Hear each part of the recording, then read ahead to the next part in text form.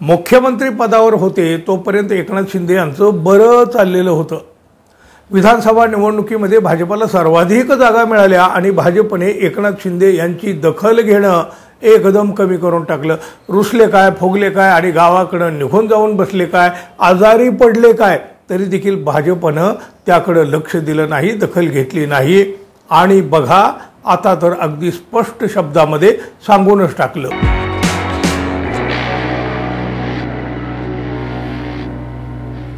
मित्र हो, नमस्कार।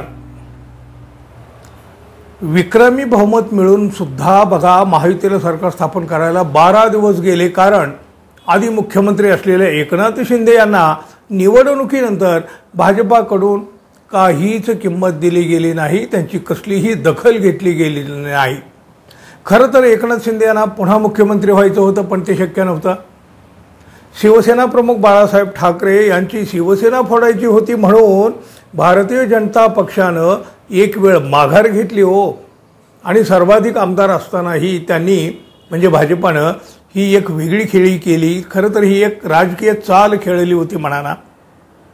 अर्थातच भाजपानं सत्तेत यायचं होतं, पण आता कशाला हा भाजप एकनाथ शिंदे यांना मुख्यमंत्री करील हो। एकटा भाजप पक्ष बहुमताच्या जवळ जाऊन पोहोचलेला आहे, त्यांना तर काय गरज उरली कोणाची। एकनाथ शिंदे यांच्या रुसव्या फुगव्यालाही भाजपाने किंमत दिली नाही। एकनाथ शिंदे गावाकडे निघून गेले, आजारी पडले, पण भाजपा बदली नाही। एवढंच काय, एकनाथ शिंदे यांच्या शिवाय म्हणजे त्यांना वगळून, त्यांना सोडून शपथविधी सोहळ्याची देखील तयारी भाजपाने केलेली होती। बघा शेवटी काय झालं, अखेर कुणीही आपली दखल घेत नाही। आपल्या बाजूला कुणी, आपण आता एकटं बाजूला पडू शकतो या सगळ्या परिस्थितीमध्ये, याची जाणीव झाल्यावर एकनाथ शिंदे नको नको म्हणत असताना उपमुख्यमंत्री पद घ्यायला तयार झाले। मुख्यमंत्री पद तर नाही, निदान गृहमंत्री पद तरी आपल्या पदरात पडावं यासाठी एकनाथ शिंदे यांनी सगळे प्रयत्न केले। भाजपानं मात्र त्यासाठीही तयारी नाही असं स्पष्ट दाखवून दिलं।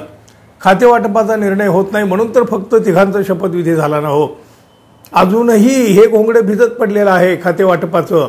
एकनाथ शिंदे यांना अजूनही गृहमंत्री पदाची आशा असावी, पण आता याबाबत स्पष्टता आलेली आहे। गृह खातं हे भाजपाकडेच राहील असं फडणवीसांनं स्पष्टपणे सांगून टाकलेलं आहे। देवेंद्र फडणवीस यांनी एका मुलाखतीमध्ये त्यांना गृह खात्याबाबत प्रश्न विचारण्यात आला होता, तेव्हा त्यांनी गृह खातं हे भाजपाकडे का राहावं यावर नेमक्या पद्धतीनं भाष्य केलं आहे, आणि त्याचा बरेच काही अर्थ बाहेर आलेले आहेत।